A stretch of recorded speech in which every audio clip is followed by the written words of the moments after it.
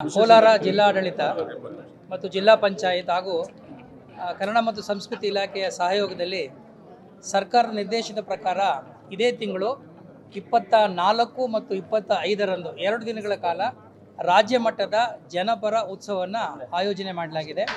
ಇದು ನಮ್ಮ ವಿಶೇಷ ಘಟಕ ಯೋಜನೆಯಲ್ಲಿ ಬರ್ತಾ ಇರತಕ್ಕಂಥ ವಿಶೇಷವಾದಂಥ ಒಂದು ಕಾರ್ಯಕ್ರಮ. ಆ ಕಾರ್ಯಕ್ರಮವು ನಂದು 24ನೇ ತಾರೀಕು ನಮ್ಮ ಜಿಲ್ಲೆಯ ಮಾನ್ಯ ಉಸ್ತುವಾರಿ ಸಚಿವರಾದಂಥ ಸನ್ಮಾನ್ಯ ಶ್ರೀ BS ಸುರೇಶ್ ಅವರು ಅದನ್ನು ಉದ್ಘಾಟನೆ ಮಾಡ್ತಾ ಇದ್ದಾರೆ. ಮತ್ತು ಕನ್ನಡ ಮತ್ತು ಸಂಸ್ಕೃತಿ ಇಲಾಖೆಯ ಸಚಿವರಾದಂಥ ಮಾನ್ಯ ತಂಗಡಿಗಿ ಸಾಹೇಬರು ಕೂಡ, ಶಿವರಾಜ್ ತಂಗಡಿಗಿ ಸಾಹೇಬರು ಕೂಡ ಭಾಗವಹಿಸ್ತಾ ಇದ್ದಾರೆ. ಮತ್ತು ಜಿಲ್ಲೆಯ ಎಲ್ಲ ಮಾನ್ಯ ಶಾಸಕರುಗಳು ಹಾಗೂ ಸಂಸದರು ಕೂಡ, ಜನಪ್ರತಿನಿಧಿಗಳು ಕೂಡ ಈ ಕಾರ್ಯಕ್ರಮದಲ್ಲಿ ಭಾಗವಹಿಸ್ತಾ ಇದ್ದಾರೆ. ಈ ಒಂದು ಕಾರ್ಯಕ್ರಮ ರಾಜ್ಯ ಮಟ್ಟದ ಒಂದು ಜನಪರ ಉತ್ಸವ ಆದ್ದರಿಂದ ಈ ಜನಪರ ಉತ್ಸವಕ್ಕೆ ಕರ್ನಾಟಕ ರಾಜ್ಯದ ಮೂಲೆ ಮೂಲೆಗಳಿಂದ, ಎಲ್ಲ ಜಿಲ್ಲೆಗಳಿಂದ ಕಲಾ ತಂಡಗಳು ಭಾಗವಹಿಸ್ತಾ ಇದ್ದಾರೆ. ಸೊ ಹೀಗಾಗಿ ಸುಮಾರು 1,000ಕ್ಕೂ ಹೆಚ್ಚು ವಿವಿಧ ಕಲಾ ತಂಡಗಳು ಭಾಗವಹಿಸುವ ನಿರೀಕ್ಷೆ ಇದೆ.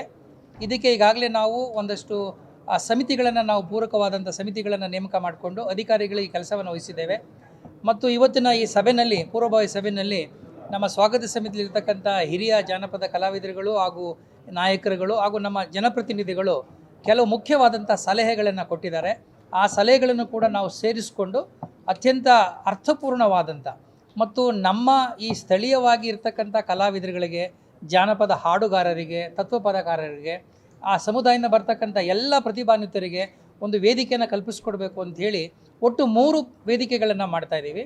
ಒಂದು ನಮ್ಮ ಜೂನಿಯರ್ ಕಾಲೇಜ್ ಮೈದಾನದಲ್ಲಿ ಪ್ರಧಾನ ವೇದಿಕೆಯಲ್ಲಿ ಸಾಂಸ್ಕೃತಿಕ ಕಾರ್ಯಕ್ರಮಗಳು ಸಂಜೆ ನಡೆಯುತ್ತೆ. ಉದ್ಘಾಟನಾ ಕಾರ್ಯಕ್ರಮವೆಲ್ಲೂ ಕೂಡ ಮೆರವಣಿಗೆ ನಂತರ ನಮ್ಮ ಚೆನ್ನಯ್ಯ ರಂಗಮಂದಿರದಲ್ಲಿ ಆಗುತ್ತೆ. ಇದಲ್ಲದೆ ನಮ್ಮ ಸ್ಥಳೀಯ ಪ್ರತಿಭೆಗಳಿಗೆ ಅವಕಾಶವನ್ನು ಮಾಡಿಕೊಡ್ಬೇಕು ಅಂತ ಹೇಳಿ ನಮ್ಮ ಕನ್ನಡ ಭವನದಲ್ಲಿ ಸ್ಥಳೀಯ ಕಲಾವಿದರುಗಳಿಗೆ ಅಲ್ಲಿ ಒಂದು ವೇದಿಕೆಯನ್ನು ಕೂಡ ನಾವು ಮಾಡ್ತಾ ಇದ್ದೇವೆ. ಸೊ ಈ ರೀತಿ ಒಂದು ಪ್ರಧಾನ ವೇದಿಕೆ, 2 ಪರ್ಯಾಯ ವೇದಿಕೆಗಳನ್ನ ಸೃಷ್ಟಿ ಮಾಡಿದ್ದೇವೆ. ಇದರ ಜೊತೆಯಲ್ಲಿ ಸಾಂಸ್ಕೃತಿಕ ಕಾರ್ಯಕ್ರಮಗಳ ಜೊತೆಯಲ್ಲಿ ಈ ಒಂದು ಸಮುದಾಯ ಮತ್ತು ಈ ಒಂದು ಸಾಂಸ್ಕೃತಿಕ ವೈಭವವನ್ನು ಸರಿಯಾದ ರೀತಿಯಲ್ಲಿ ಬಿಂಬಿಸಬೇಕು ಅನ್ನೋ ಕಾರಣಕ್ಕಾಗಿ ಒಂದು ಕವಿಗೋಷ್ಠಿಯನ್ನು ಕೂಡ ಏರ್ಪಡಿಸಿದ್ದೀವಿ. ಹಾಗೆ ವಿಚಾರ ಸಂಕಿರಣ ಕೂಡ ಈ ಸಂದರ್ಭದಲ್ಲಿ ನಡೀತಾ ಇದೆ. ಕವಿಗೋಷ್ಠಿನಲ್ಲಿ ನಮ್ಮ ರಾಜ್ಯದ ಉದಯೋನ್ಮುಖ ಕವಿಗಳು ಮತ್ತು ಖ್ಯಾತ ಬರಹಗಾರರುಗಳು ಅವರು ಕೂಡ ಭಾಗವಹಿಸ್ತಾ ಇದ್ದಾರೆ. ಆಮೇಲೆ ಈ ವಿಚಾರ ಸಂಕಿರಣದಲ್ಲಿ ಅಲ್ಲಿ ಬರ್ತಕ್ಕಂಥ ಬರಹಗಾರಗಳು, ಸಾಹಿತಿಗಳು ಕೂಡ ಬಹಳ ಪ್ರಮುಖವಾದಂಥ ಇವತ್ತಿನ ಈ ಕಾಲಘಟ್ಟದಲ್ಲಿ ಈ ಸಮುದಾಯದಲ್ಲಿ ಆಗ್ತಾ ಇರ್ತಕ್ಕಂಥ ಸಾಂಸ್ಕೃತಿಕ ಮತ್ತು ಸಾಮಾಜಿಕ ತಲ್ಲಣಗಳ ಬಗ್ಗೆ ಸಾಕಷ್ಟು ವಿಚಾರಗಳನ್ನು ಮಂಡನೆ ಆಗ್ತಾ ಇದ್ದಾರೆ. ಮತ್ತು ಈ ಬಾರಿಯ ವಿಶೇಷ ಏನಪ್ಪ ಅಂತಂದರೆ, ನಮ್ಮ ಕೋಟಗನಹಳ್ಳಿ ರಾಮಯ್ಯನವರು ಕೊಟ್ಟಂಥ ಒಂದು ಸಲಹೆಯನ್ನು ಸ್ವೀಕಾರ ಮಾಡಿಕೊಂಡು ಈ 2 ದಿನದ ಉತ್ಸವವನ್ನು ನಾವು ಸಂಪೂರ್ಣವಾಗಿ ಡಾಕ್ಯುಮೆಂಟೇಷನ್ ಮಾಡೋ ಕೆಲಸವನ್ನು ಮಾಡೋದಕ್ಕಾಗಿ ಒಂದು ಸ್ಮರಣ ಸಂಚಿಕೆಯನ್ನು ಕೂಡ ತರಬೇಕು ಅಂತ ಕೂಡ ತೀರ್ಮಾನವನ್ನು ನಾವು ಮಾಡಿದ್ದೇವೆ. ಸೊ ಎಲ್ಲ ಅಧಿಕಾರಿ ಮಿತ್ರರು ಮತ್ತು ನಮ್ಮ ಶಾಸಕರುಗಳ ಮಾರ್ಗದರ್ಶನದಲ್ಲಿ ಈ 2 ದಿನದ ಕಾರ್ಯಕ್ರಮವನ್ನು ಆಯೋಜನೆ ಮಾಡಿದ್ದೇವೆ. ಮಾಧ್ಯಮದ ಸ್ನೇಹಿತರು ಕೂಡ ಸಹಕಾರ ಮಾಡಬೇಕು ಅಂತ ಈ ಸಂದರ್ಭದಲ್ಲಿ ನಾನು ಕೇಳ್ತೀನಿ. 2 ದಿನ ಕಾರ್ಯಕ್ರಮ. ಹಾಂ, ಈಗಾಗಲೇ ಸಾಕಷ್ಟು ಸಿದ್ಧತೆಗಳಾಗಿದೆ. ಸೊ ಇನ್ನೇನಿದ್ರು ಫೈನಲ್ ಒಂದು ಹಂತಕ್ಕೆ ಬಂದಿದೆ, ಕೊನೆ ಹಂತಕ್ಕೆ. ನಮಗೆ ಅದನ್ನು ಮಾಡಿ ಮುಗಿಸುವಂಥ ವಿಶ್ವಾಸ ಇದೆ. ಬಟ್ ಅದನ್ನು ನಾವೀಗ